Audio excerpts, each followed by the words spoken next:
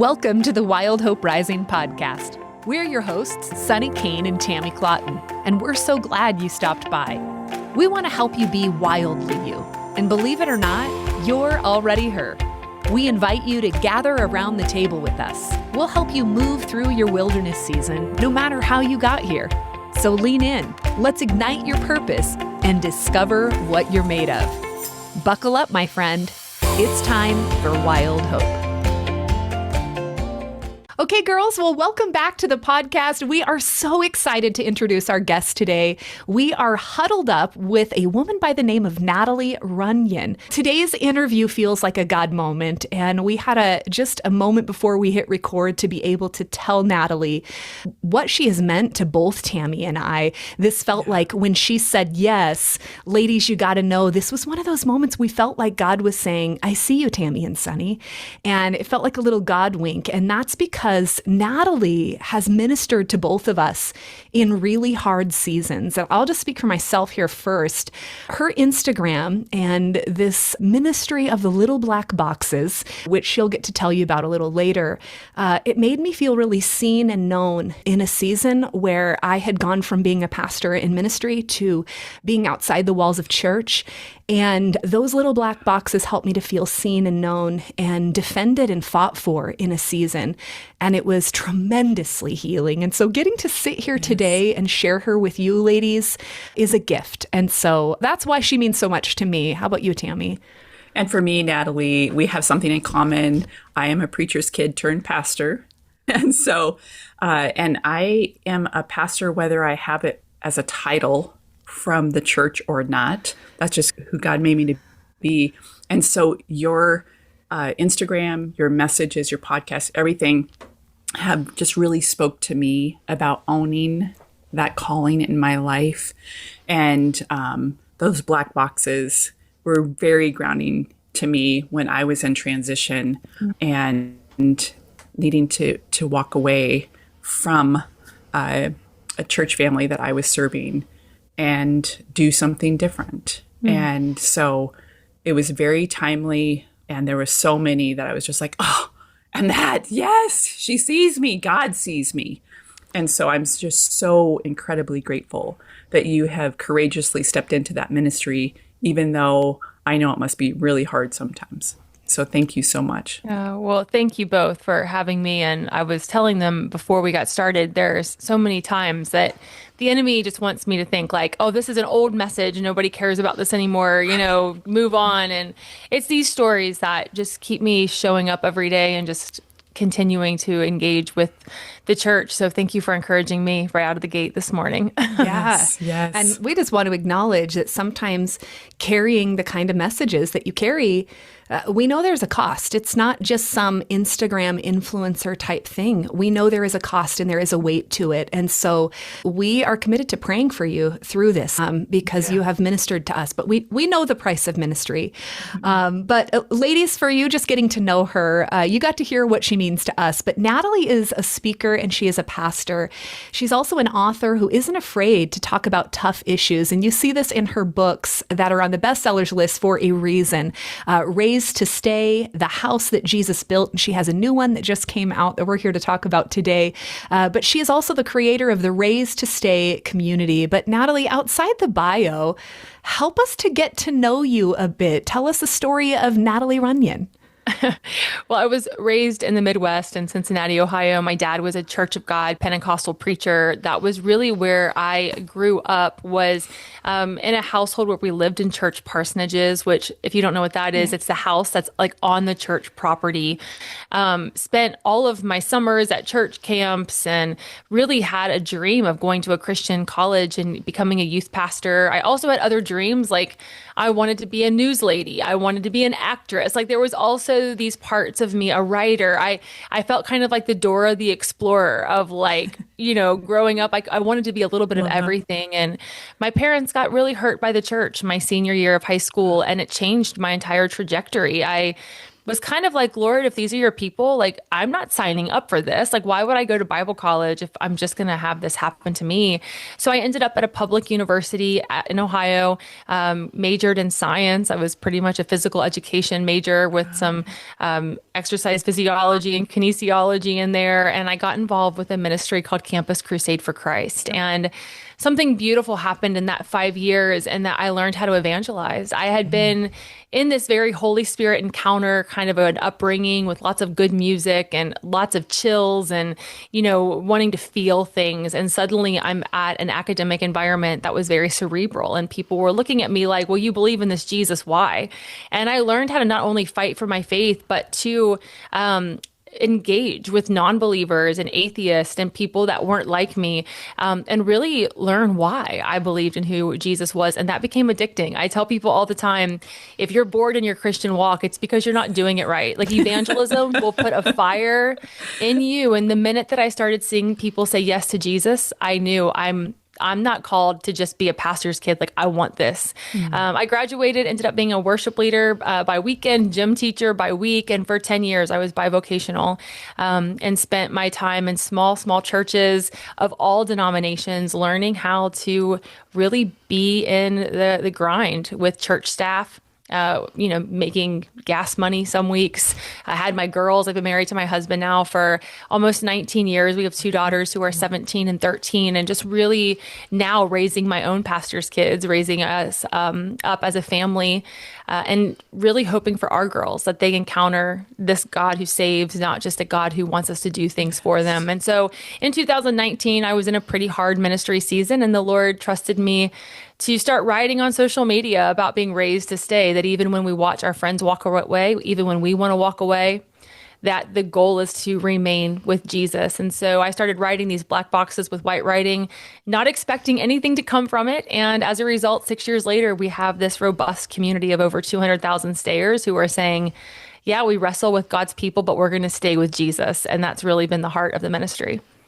Oh, yes. so good. I'm glad you went into the little black boxes so people weren't like, what is she talking about? Right. Right. And I mean, and who would have thought? There you were writing that very first. Can you remember your first little black box? I do. And, I'm not like super artistic in the sense that like I don't think social media for me was a place to be a content creator. I was more so just showing pictures of my kids, and I had like 250 followers. I wasn't trying to build anything. I was on a walk with the Lord one day, and I was basically telling him, look, I've been in this for 40 years, 20 years a pastor's kid, 20 years full-time staff. If it's okay with you, I'd just like to quit. I'd like to be a Starbucks barista. That's basically what I told him.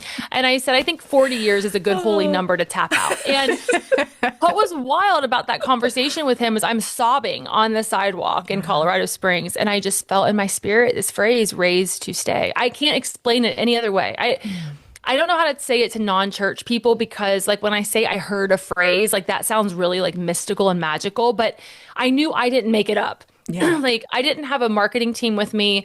I also know that I had never thought of that phrase before. I just, in my head, I just saw this raised to stay, and I took off running home. There was no reason for me to get excited about that. I just started sobbing and went running home. And I sat down with my phone in my hand, and I got on Canva, the app. And the first template that popped up was the black box with white writing. And I just wrote, the church did not hurt you. A few broken people did. Don't give up. You were raised to stay. And I posted it. I just posted it, and I walked away. I wasn't expecting anything. And I woke up the next morning to all of these DMs and text messages from other pastors' kids I'd grown up with from my denomination, people I had not heard from in years, who had walked away from the church, who were wrestling with being pastors' kids. And they were like, Natalie, how are you? What's going on? I don't know why you wrote this, but it was for me. Thank you. Keep writing about what God's showing you. And I just remember being so shocked by that. And that was my first black box with white writing. And people would say like, well, why did you choose black boxes with white writing? I don't think I chose it. I just went for what was easy. Right. But one of the guys in the stayer community, he messaged me about a year into it when things started to really get popular with this with this all. And he said, Natalie, I was thinking about where we hear the phrase black box anywhere. And he said, the only other place we hear that is in airplanes, where when an airplane crashes, you get the information from the black box to help prevent other crashes in the future. And he said, I really believe your black boxes are serving as black boxes to the church to say, we are not going to repeat the same things that our parents and our grandparents and other generations before us repeated, and we're going to start taking care of each other. Wow. Yeah, so good. That's a mic drop right there. I mean, what a picture for us. Here on Wild Hope Rising, we love to talk about wilderness seasons. And for us, we define those as seasons where you might feel held back or fenced in or limited in some way. They might be triggered by grief or life transitions, difficulties, internal, external resistance, but they leave us feeling stuck and disillusioned, sometimes disconnected from ourselves and others. So we're curious, have you ever been in a wilderness of sorts? What comes to mind, and what was that like for you? I would say there's two seasons that really stick out. The first one was in college. I think for a lot of us, we are having our faith, if not deconstructed, we're detangling from religion. Yeah. If we're not walking away from Jesus, which I think a lot of us get big questions that we're asking in very cerebral environments where our faith is being tested, and the Lord allows that. I mean, you see people being tested throughout all of Scripture in wildernesses where, they are being fed by ravens. And it's like, okay, like, I don't really want to be fed by ravens, but it's sustaining me to the next day. And I think in college, I really went through that where I had to detangle from some religion that had been placed on me while still trusting that the Lord was going to show up and bring manna to me. And then I think the next one was that season where I was given this beautiful gift of raised to stay, where I found myself in this desert place. And what I love about this idea of staying is really out of John 15 that talks about that if we will remain with him, or if we'll stay with him, with God, or that he will remain with us,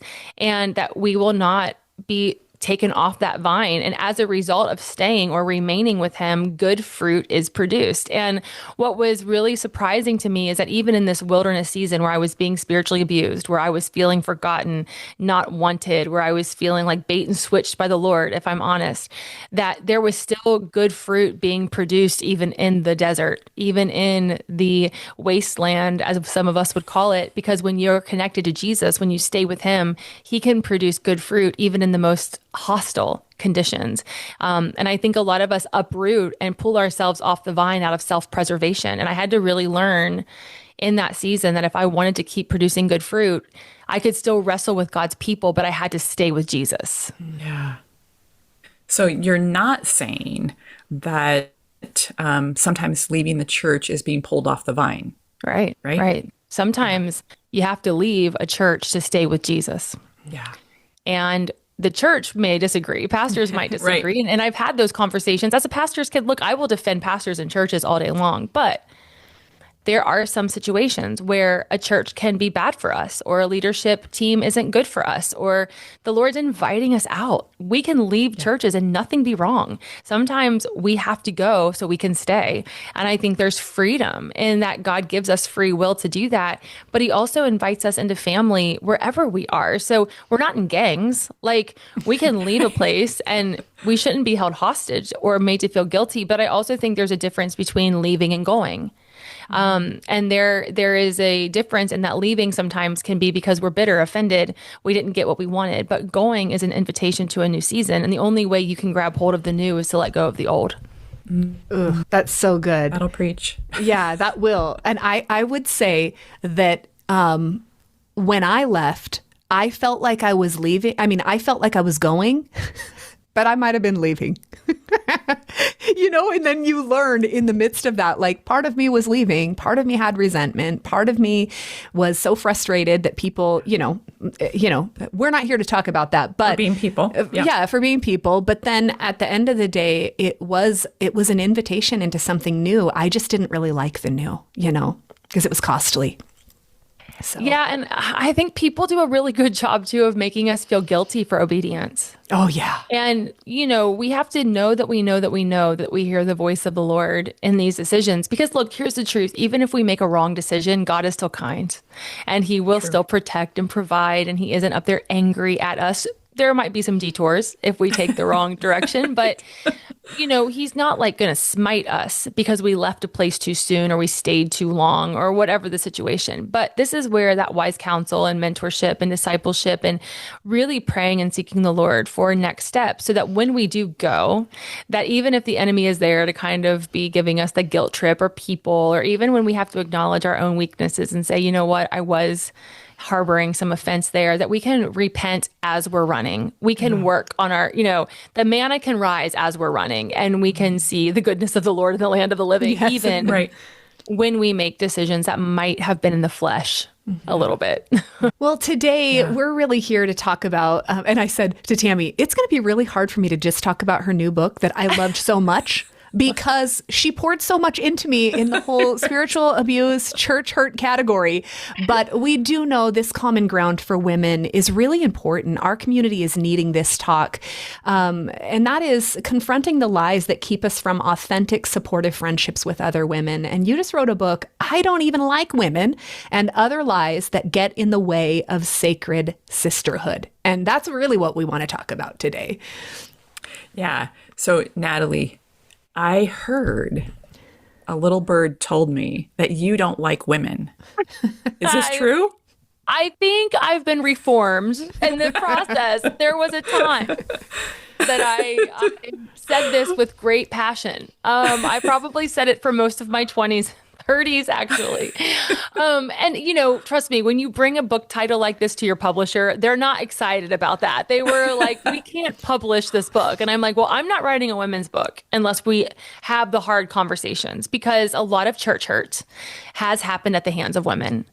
And a lot of us women who have been hurt by the church have been hurt by our sisters who should have been safe, but ended up backstabbing us. Or, I always say we don't have Sauls, we have Saulettes. We don't, we want a Paulette, but we, sometimes we end up with the Saulette. And so I knew if we were going to write a book about friendship and community and what it looked like to have healthy churches, we had to have a book that made us look in the mirror and say, actually, it's not that I don't like women. I don't like me. I don't like who I have become. I don't like who God made me. And if I'm honest, I'm jealous and I'm competitive with other women because I'm unsatisfied with who I see in the mirror every day. And that's a hard book to write. And put a flower on it and say, read this book, read this 500th women's book that came out this year. So I really wanted this book to hit on an area that I've struggled with in saying I don't like women. And I actually said those words to my boss when they moved me from worship ministry, which was my favorite thing,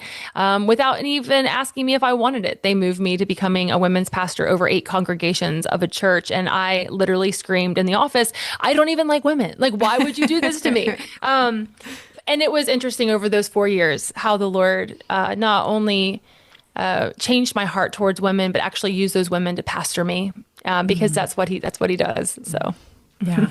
But was there a moment that kind of solidified this whole idea that you don't like women?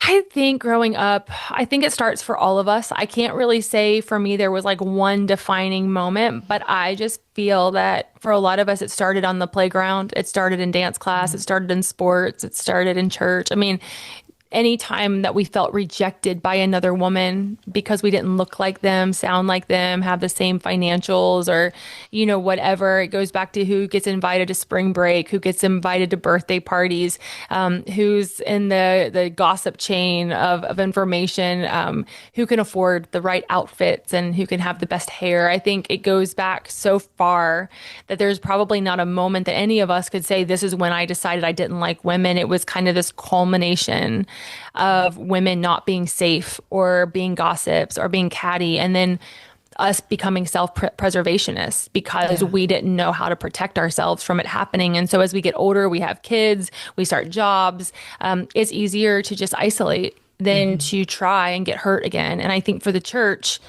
we have even more pressure on us because the church should be the safest place on the planet for anyone. And yet we're still seeing women saying, I'm being hurt by pastors' wives, by women's leaders, by Bible study group members. And that has to stop. That really cannot be what our legacy is as women in the church. Right. Yeah. I agree. When I heard the title, I Don't Like Women, and I saw your book cover, which, by the way, it is so beautiful. Your book cover, like whoever did that, well done. It has bright colors. Ladies, you got to pick it up on Amazon today. But when I heard that I Don't Like Women, at first I was like, yeah, amen. And then I was like, I feel like it's a little complicated for me when I think of women. And I go back to something you said at the beginning. I don't know so much that it's that I don't like women. It's more so that I sometimes don't like the fact that I am a woman because I haven't felt like I fit in with women. I feel like I think like a man. I feel like and so I felt like I didn't measure up. But you talked so much about this being a battle, not just with the other woman. We're pointing the finger there, but it's really something within us. And that really resonates with me. I mean, I don't know if that's the message that sticks with you, Tammy, but I'm like, yeah, it's a problem with me. Well, and I found, Natalie, that I can have close friendships. Like I have a few really close friendships, but I've had a harder time with women in ministry in the church context that has made me shy away from that. I've always gravitated towards ministries that have a combination of men and women because just women's ministry. And now here we are with a women-focused, podcast. And, but yeah, it's just the women in church oftentimes. And I love that you said, this can't be our legacy. Right. Yeah. We've got to do something about this. I think too, we have to look at the way seasons change for women, and not that it doesn't change for men, because obviously men have their own ebbs and flows with their seasons. But for us as women, we are told by society what friendship should look like at every stage of life. Like movies basically tell us this is what it should look like when you're a teenager, and this is what it should look like when you're in college. And we have movies literally called Gossip Girl and Mean Girls. Like we have entire cultural phenomenons that have told us this is what it looks like to thrive and to survive if you are going to be a woman in this world that we live in. And so those scripts are already pre-written over our children, over us. Now we add social media, which I didn't have that. I didn't have that layer of extra growing up in the 90s. We didn't have the social media, but now we have entire windows or portals into other people's homes and marriages and businesses for us to not just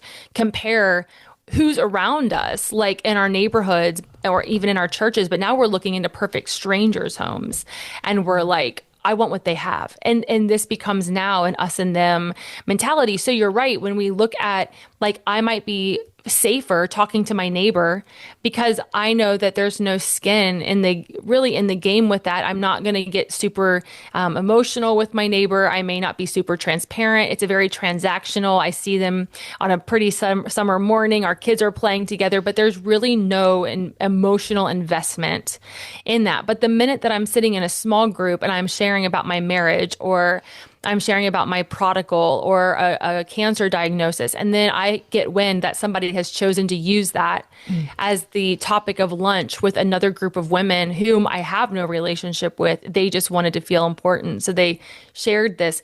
Now that's a betrayal. And now I am realizing that, oh, this is going to cost me something. And I'm less likely to be vulnerable, to open up. And that's why, I agree with you. I feel like it's almost easier to have these surface level, I don't mean surface level, but just kind of like safer friendships that aren't ministry related, that aren't in the confines of what I would consider sacred. Because I'm being a little bit more cautious, or what might be that. But in the church, I don't feel like we should have to be that guarded. I feel like when I say a sacred sister, what I'm saying is a sanctuary of sisterhood. I'm saying the safest place to be able to share what God is doing in my life without fear of it becoming the next topic of conversation. Yeah. Clearly the three of us sat here and talked about our own relationship with women. And, there's so much to it. It's the gossip that you have mentioned here. It's the mean girls. It's the competition. It's the drama. It's the jealousy. It's the emotions, insecurity, all the stuff you talk about in your book that leaves us saying, I don't like women. What do you feel is the honest cry of our heart when we say that? I'm desperate for friendship, but I feel constantly rejected and I'm scared to try again. Oh. Is what I'm hearing. Because I've said it myself. It's like I'm tired of losing friends. I'm tired of losing friends to seasons. I'm tired of losing friends to moves, to misunderstandings, to I know for a lot of us there was a season in our 20s where some of us were getting married before others, and that felt weird. Some of us got pregnant before others, and there were some struggling with infertility while others weren't. I mean, there's no blueprint for biblical sisterhood like maybe we see in like the Jonathan and Davids in the Bible. Like it's very hard for women to feel like they have the bond that some of our brothers have. And I think it's why many of us are attracted to ministries where both male and female are working together, because there's a little bit of a balance there, a little bit of a safety net. But man, you put 40 women in a room and it could either be a cat fight or it could end up being an army. We aren't sure what we're going to get, right? Right. And so, yeah, I do really believe that the enemy is terrified of what would happen if women actually understood the power we have when we operate in unity. And that is why he has worked so hard to get us to question, not only can we hear God's voice, which is the original lie in Genesis or the deception, but to really not trust one another in our pursuit to find true friendship that is built off of the love of Christ. And that's why he works so hard to keep us apart. Oh, can you just go there for a minute? What is possible, Natalie, if women could get this that we're talking about today? Yeah, I mean, it's powerful. And I'll just give you one example. Okay. So in the Bible, we meet Elizabeth and Mary. They're cousins. Elizabeth has been desperate for a child. She's like in her 90s, we think, right? And we don't know how old she was, but they were old, desperate to get pregnant. She gets pregnant with now who we know to be John the Baptist. And I know for a lot of us listening, maybe you've been the woman who has been desperate for a child and you find yourself pregnant in your 40s, maybe even your 50s, and it's a miracle child. Well, down the road, maybe hours, maybe days, we're not sure. You've got her cousin Mary, who's young. Mary is maybe a late teenager, and an angel shows up at her house and says, "Hey, Mary, you're with child, and guess what? That child is the Son of God. That child is Jesus. And oh, by the way, your cousin Elizabeth is also expecting." And after she acknowledges, "Wow, this is crazy. Didn't sign up for this," but her response is, "Be it unto me as you have said." She takes off running down to wherever her cousin Elizabeth lives. We don't know how long that journey was, but she wants to get to Elizabeth. She gets to Elizabeth, and the minute the door opens, the baby that is within Elizabeth leaps in the presence of God, knowing that there is something special within Mary. And Elizabeth has two options in this moment. Elizabeth can either look at Mary and say, "Way to steal my thunder, Mary. I've been trying to get pregnant for like 90 years. And now you come in here and you're giving birth to the Son of God." Like, how can a woman compete with that? Kind of right? like one-upping me. Thank you. Yes. Totally. And how often do we do that with each other when something that we've been waiting for we get, and then another friend comes up and we say they steal our thunder or they've taken our moment or whatever. But I love what happens is that Elizabeth doesn't get jealous. She starts to prophesy and she starts to speak life over who Mary is carrying as the baby within her is leaping. Now, here's what we know. John the Baptist would become the holy harbinger of Jesus Christ. These two things that these women were carrying were not in competition with each other, but in collaboration for what we now to know to be the prophecy that there would be one who would come that would be our Savior. And John the Baptist was the one who would proclaim, "Prepare ye the way of the Lord," that I'm here to baptize you with water, but there's one coming behind me whose sandals I'm not even worthy to carry, and he's going to baptize you with fire. He knew his position and how those two men weren't even in competition with each other, but in a prophetic promise together. And so what Elizabeth was carrying was much awaited for. What Elizabeth was carrying was not necessarily something she understood, but these two women stood together and prophesied over what the other was carrying, and together they would fulfill a prophecy. And I think for women, we have to understand that what we're carrying is from the Lord. The ministries, the businesses, the children, the families, the legacies, the generational curses that are going to be broken and turned into blessings. And the enemy hates the fact that we will be part of fulfilling a prophetic promise for the kingdom if we understood that we were operating in collaboration and not competition with each other. And that's the power of what happens when women stop comparing and start collaborating to see families restored, to see children saved, to see spouses saved, to see ministries bloom and blossom, to see businesses explode when we start praying together and stop coveting what the other's carrying. Oh, I love that you talking in that about that being a collective, and then you said an army in there, and that made me think of Psalm 68:11 that I've just loved for so many years. It's the Lord announces the word, and the women who proclaim it are a mighty throng. But would you speak to what would it look like for us to be united as an army? Yeah, it starts in our little local areas that we're in. For example, there's a woman here in town who started a free health clinic. And she just came to me on Sunday and said, I'm opening this clinic in downtown Cincinnati. I'd love for you to come and just pray with us as we prepare to launch it. Now, in my mind, I'm thinking, I have this and this and this and this to do. But then the Lord's like, no, why? Like, would you not drop everything to join forces with what this woman has built with me? That though you don't have to run it, you don't have to operate it, but just to go and to write scriptures on the walls and to lay hands on the beams and to stand arm in arm with something that's happening in your city for women, led by women. Why would that even be like a question? And so we did that last night. I went and picked up another girlfriend of mine and we went, and for 30 minutes, you guys, it wasn't like an all night thing. I didn't have to like dress up. We went in our jeans in the pouring rain and we stood in this miracle and we prayed together. This is what it looks like when women link arms, and it isn't demonstrative. And I didn't post it on social media, and I didn't hashtag it and say, look at me praying over this with these women. Like, we just showed up in the darkness of a Cincinnati area and we prayed over something that God had asked this woman to deliver. And what an honor to get to be a small part. It's not demonstrative. This army is actually very stealthy. This army is very intentional and strategic. And it's also, I believe the reason we are so hesitant to say yes to these things is because the enemy is doing everything in his power to stop us. Because once we encounter those moments, we'll keep saying yes to doing those because we understand the value of being part of that. Yeah, because we've tasted and seen that it is, in fact, good, rather than what we're used to in the talk. Because our hearts are with you in vision, but I would bet so many women were with us at the beginning. And sometimes our hearts get stuck in those issues that we have with women. And so I'd also love for you to speak to some of the direct issues. And let's just start with catty mean girls. Let's just go there.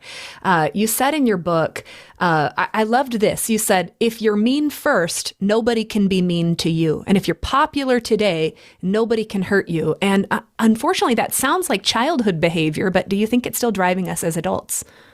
Yeah, and when you look at when I did a poll before I wrote the chapters, and I said if there were 12 things you would say women are so fill in the blank, tell me what would those be? And cattiness, women are so catty, was actually like one of the top 10. And I looked up that word and realized that we get the phrase cat fight from cattiness. And why do cats fight? Well, they're fighting over territory. I have cats, we have cats in the neighborhood. Like if one comes on your porch or on your back porch, there's an immediate reaction from the cat that lives there. Like, nope, this is my porch. Get off my porch. And women, a lot of times we are catty because we're protective of what we think is ours. This is my thing, my sport, my boyfriend, my friends, my whatever. And we become self-preservationists. And I've used that word several times, but I want to remind us all that self-preservation is not a fruit of the Spirit, that God did not call us to self-preserve or to be generous. We are to be kind. And so I think for a lot of women who lack in believing that they have a father who owns the cattle on 1,000 hills, that their father is the king of the universe, that they are not orphans or slaves, that they are sons and daughters of the Almighty King, that we are not the tail, we're the head, that we've never seen the righteous forsaken or his seed out begging for bread. We forget all of these promises and we begin to act like orphans. And we act like when we get to the table that we have to hoard everything that we have and that we can't be generous because we've been taught that God has favorite daughters or that we're not one of the chosen ones. And so we become catty out of self-preservation of saying, no, this is mine. You can't have this.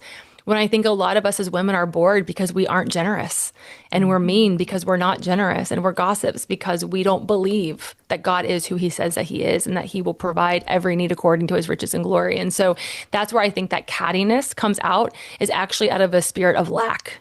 And not out of generosity, which we are called to give generously and to give joyfully and to give hilariously, right? that cat picture, I'm not a cat person. And this is why I was once told that cats, when you die, that if you were to die in your household, that a cat would come eat your eyes when you're off of your body, but a dog would lay down with you. And I'm like, I will never have a cat. But that is terrifying. I know. So, and then as you were talking, I was thinking, and goodness, some of that has been my relationship with cattiness is like, I'm afraid they're going to gouge my eyes out if I get too close to them, Oh gosh, but you did say this, and I thought it was really beautiful. When you were talking about cattiness, you had this one line, and I want to know what you meant by it. You said, you and I will be one of the greatest risks we can take in this lifetime. You think about Jesus kind of warning us that greater love has no man than he would lay his life down for a friend. And we think that's like, oh, Jesus, that's what he did. He laid his life down for us. But like the risk of friendship, the risk of sacred sisterhood is that I will die to my flesh to serve you, to love you, that I will risk getting my eyes eaten. Yes, I will risk being vulnerable. I will risk opening my home. I will risk sharing something very tender about my marriage or my children and trust that it won't go beyond this. And this is the great wrestle of, if it does, then all you're doing is confirming what I already knew, that women can't be trusted, women are this. And so there is a great cost. Jesus showed us the cost of what it would take for him to be on that cross, and he did it. We were his greatest cost. And for us as the kingdom, we will be each other's greatest risk in this life, to say, I'm going to trust you, to be not perfect, but to be the friend that I need right now in this season, and then be pleasantly surprised and grateful when you actually are that person that I believe you to be. And even in our failures of each other, even when we do hurt each other, that there is still a hope and desire for reconciliation and a plan to seek forgiveness, to be forgiven, to offer forgiveness, to give as freely as we've received, so that we're not just one and done. Like, because you hurt me doesn't mean I'm cutting you off forever. We are really good at canceling people, and we need to stop doing that. We need to stop canceling each other. Can you imagine if Jesus was like, one sin and you're done, right? Like, like we really need to get better at saying, wow, we are human. Now, that doesn't mean we always trust people, but offering forgiveness where that is allows us to be free to invite other people into our lives as new friends come our way, even after true wounds. And that's what I think a lot of women do. I think they get hurt by one woman, and then they're like, all women are bad. Yeah. But we do with the church too. We get hurt by a church, and then we decide that all churches are bad. And that's Satan's plan, to isolate us. Yeah. For sure. Oh, this is all so good. I know. I'm like, what else can we talk about with you? I know. What about jealousy? I mean, jealousy seems to be, it feels strongly attached to that cattiness. And I know you said that cattiness, it was, what did you say? So it's rooted in a spirit of lack. Is jealousy rooted in something similar? And, talk to us about jealousy. I mean, jealousy is such a weird one, because it's like, we know God to be a jealous God, right? Like, he wants us and he only wants us. And so we know that there are aspects that are biblically aligned where jealousy is seen as something that is noble, or, something that we could have and it not be wrong. But I think in this context with jealousy, I think so much of it is rooted out of lack, but also of just really bad insecurity. And for a lot of girls who grew up maybe with moms who were insecure, or moms who were always talking about other women or comparing, like, and I don't know, growing up in the 90s was a wild time. I will say that, like, jealousy was harder to come by because we didn't have social media, but it was like in your home. It was in going to other people's homes and seeing what they had. It was actually more concentrated because it was people you actually did life with. So I wasn't jealous of a stranger. Now I'm jealous of the person I worship next to every Sunday because they get to go on fancy vacations and we can't afford to do that, or, whatever. So now you've added layers upon layers of that comparison for us to be jealous. So I think jealousy comes from a place of insecurity and almost like a humble pride. I don't know if that makes sense, but like, we almost use jealousy as a way to diminish what other women have to make ourselves feel better for what we don't have or what we wish we had. And so it can look like coveting things that people have, or it can look like being mean to someone because you want to be like them and you know you never will. And so it's just honestly misery for the person who's jealous. It's not impacting the person you're jealous of. And I think that's why it's such a toxic poison to the soul, is because you'll never be satisfied with what God has given you if you're constantly trying to take what other people have or want what other people have. Well, and even though it may not be hurting the other person, sometimes it is hurting people that we're in close relationship with, because we start talking about them, right? Mm-hmm. And we start saying, well, and trying to put them down or that kind of thing in order to make ourselves feel better. Mm-hmm. And so it can bleed into that. And if it gets back to the other person, 100%. Yeah.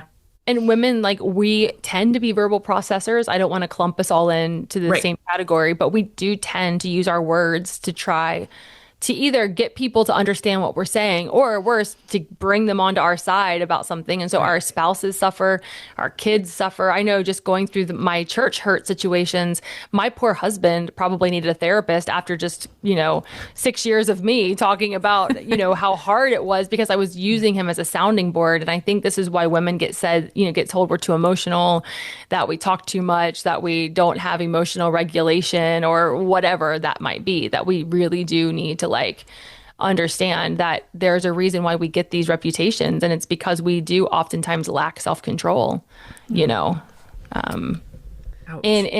emotions, Yeah. It's funny, when it comes to jealousy, I think I fooled myself for a really long time and I didn't call it jealousy. I would think that I was having discernment about another woman, but when I started finding the common denominator was there were certain women I was constantly having discernment on, that I was like, what is really happening in my heart? And I can remember sitting and having lunch with you, Tammy, and having to confess there was this person that we knew that I was watching on social media live this life that she was stepping into the gifts that I felt like, God, I felt ripped off, honestly. Yeah. But so there's my insecurity. Then I think but for a long time I observed her and went, you know what? She shouldn't have that, because here's the discernment that I'm calling discernment. When at the heart of it, I was jealous. And I remember confessing that to Tammy, and feeling like I was a high schooler when I told her that. And in safety, because when I confessed it and named it out loud, I think what happened afterwards was I recognized, number one, I've got similar desires. And so how can this person now be an inspiration to me? And a source of, look what God can do.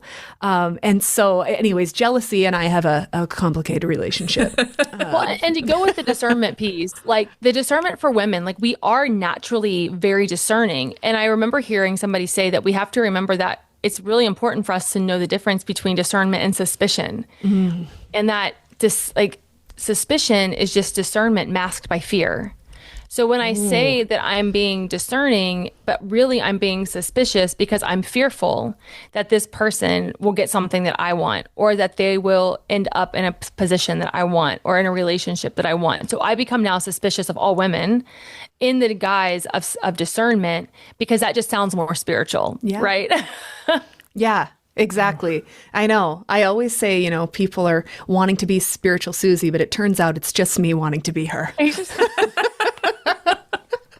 And I think gossip falls into that category too, because I do think that, for some women, the reason they gossip isn't because they're trying to hurt other women. It's just that they want to feel part of something. Yeah. And it's low hanging fruit. Gossip is, I want to be involved in this conversation, so I'm going to tell something that nobody else knows. And it's at the detriment of somebody else, which is not fair, but it isn't necessarily to always wound a person. I think sometimes it's just to finally feel like I belong. Yeah. And that is such a trick of the enemy, when we can find so many other beautiful ways to find belonging.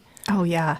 And I think that it seems like at the heart of so many of the reasons we don't like women is that craving for belonging.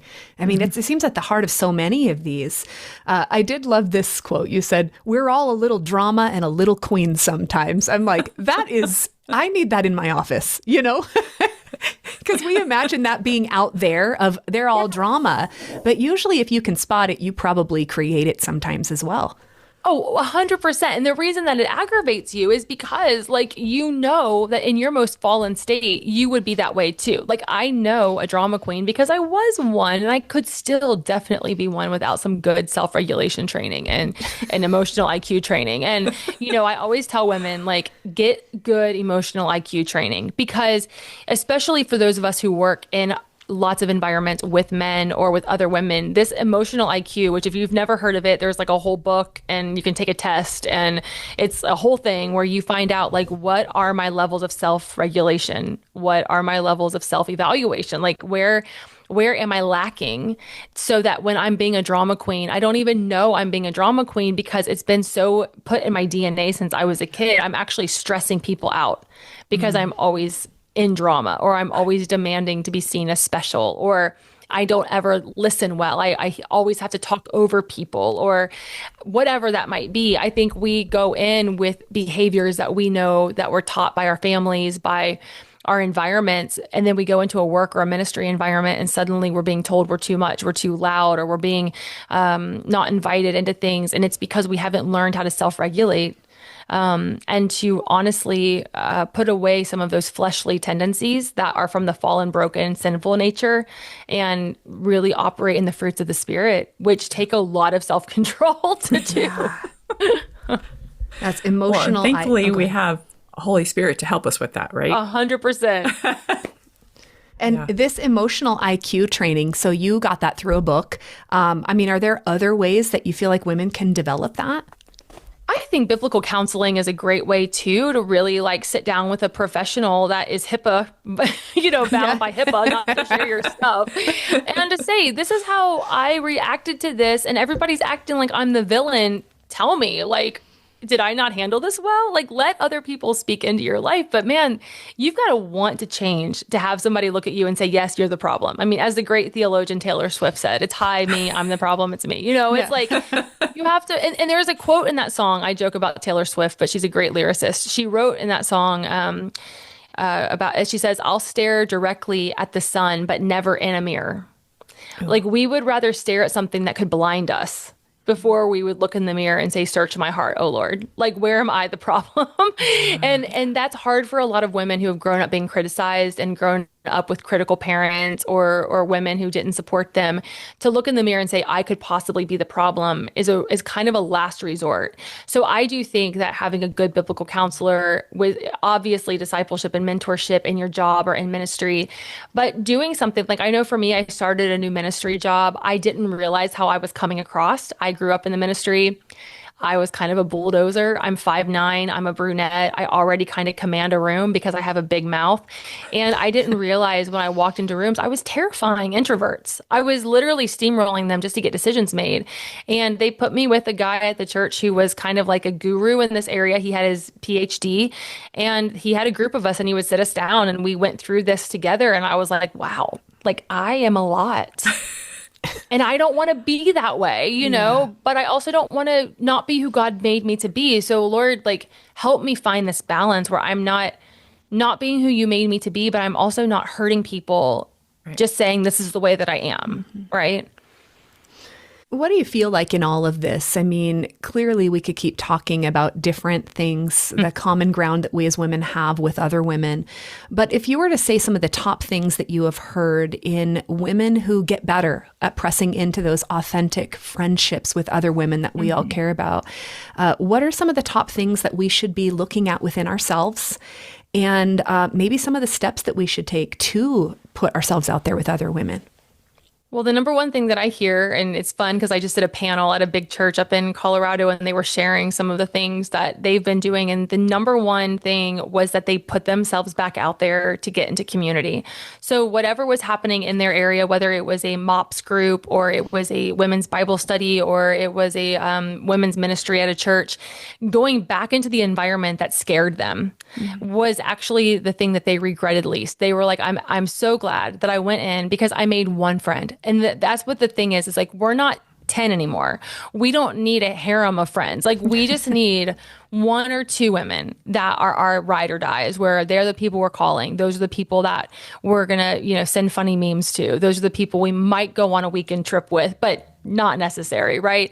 We're all in different seasons. So they said getting back in and trying again is something that they're so grateful that they did. The second thing was that they did the hard work of counseling, that if there were mom wounds, if there were things that had happened to them as children, maybe a coach or somebody that had written scripts over them, going in and really doing the hard work of biblical counseling and finding out, why do I struggle with this part of friendship? Why do I not trust? And that can take years, but in that process, really challenging yourself to get back into community. Because again, this game of isolation is what the enemy is trying to do, to create this environment where women think that they're the only ones. And when I do altar calls and prayer responses at churches, and I say, if you're lonely, we want to just wrap you into this family, I'm not joking. 85% of the women are at the front weeping out of just sheer loneliness. And so you're not alone. That's a lie from the pit of hell. You are amongst a lot of great women who are saying, I'm so lonely, but I'm scared. Mm-hmm. And I think the next thing is too, just to keep that relationship with the Lord. If you're listening and you don't know the Lord, like, he wants to be the friend that's closer than a brother to you, or as a sister to you. Like, he wants to be that first friend for you. And so to really understand, like, you're never alone, that even if it's a lonely season, that you have a God who made you, created you, and he's never taken his eyes off of you. And so just spend time with him, to read your Bible, to put on some worship music and talk to him, and really believe with your own heart that God has friendship for you. His whole desire is that his kids would be in family. Yeah. And that's why he went to the cross. Like, he literally went to the cross so that we would all be together one day. And that's pretty cool that he wants to be with us that badly, that he would do that. And so I really believe that those little baby steps forward of just saying, I'm scared, and being honest, like, I don't want to go to this. I don't want to do this, but just showing up. And then the last thing is be what you need. I think a lot of women are waiting for women to call them. You call another woman and say, hey, we're in the same season of life. Let's go get coffee. Or, hey, I've already been where you're at. Like, let me watch your kids. And you go to the store and take an hour and be to yourself. Serve a woman, love a woman, do what you wish somebody would have done for you in your 20s and 30s. And I promise you, there will be not just friendship, but multi-generational friendship that will pop up. Yeah. Yes. Well, goodness. I know women, you have been following along here. And if anything that has jumped out at you, Natalie goes deeper into this. Her book is beautiful. It's I Don't Even Like Women and Other Lies That Get in the Way of Sacred Sisterhood. I encourage you to go pick it up. But Natalie, where can women connect with you, follow along, maybe find these little black boxes we talked about? Well, we're all over on Instagram under Raised to Stay, just the Raised to Stay, the letters TO, stay. And then on Facebook under Natalie Runion. All the books are on Amazon. You can get them wherever books are sold. And then on YouTube, you can find clips of teachings and encouragement. Awesome. Well, in closing, Scripture often talks about the idea of being led by God into a spacious place or a spacious life. And in closing, we love to ask people, when you consider stepping out of all that holds us back and into the wide open, spacious life that we have been created for, in your mind, what does that look like? Would you be willing to paint a picture for us? I honestly see it as just like this beautiful field that doesn't ever end, and that there is nothing but opportunity and people and places to explore that God has not even opened up to us yet, and that we can stay comfortable where we are and be fine. We would live a fine life, but to branch out and to just fully run in who we've been created to be. I think of that scripture, to throw off all of the things that so easily entangle us, the sin, the shame, all of that, to throw off all of these things that Satan has been attaching to us and just run like a little girl through a field, like roll down the hill and like get itchy and, and feel, touch grass, like be in it. That's what I think a lot of us are just so proper, and we've been trying so hard just to behave that we have forgotten that freedom is wild and freedom is spacious. And lonely sometimes, but there's always people that you'll find along the way who are taking that similar journey. Oh, so good.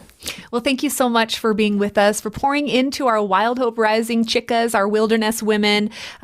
We pray blessings upon you and your ministry. We pray other women would find those little black boxes, and that God would help sustain you on the hard days of ministry and what you're pouring out. It has been a gift to share this conversation with you. And to our ladies, we just pray that you would take one brave step this week and that you would press in to the wild hope that God has available in maybe just considering how to be a friend again and how to get back into community. With that, we'll see you again next week. My prayer is freedom will become your story and redemption your song. Now it's time to take hope-filled action. And if today's episode spoke to you, please don't keep it to yourself. Like, subscribe, and share, and help us grow this community. Thanks for listening to Wild Hope Rising. Until next time, keep stepping boldly into the spacious life you were created for.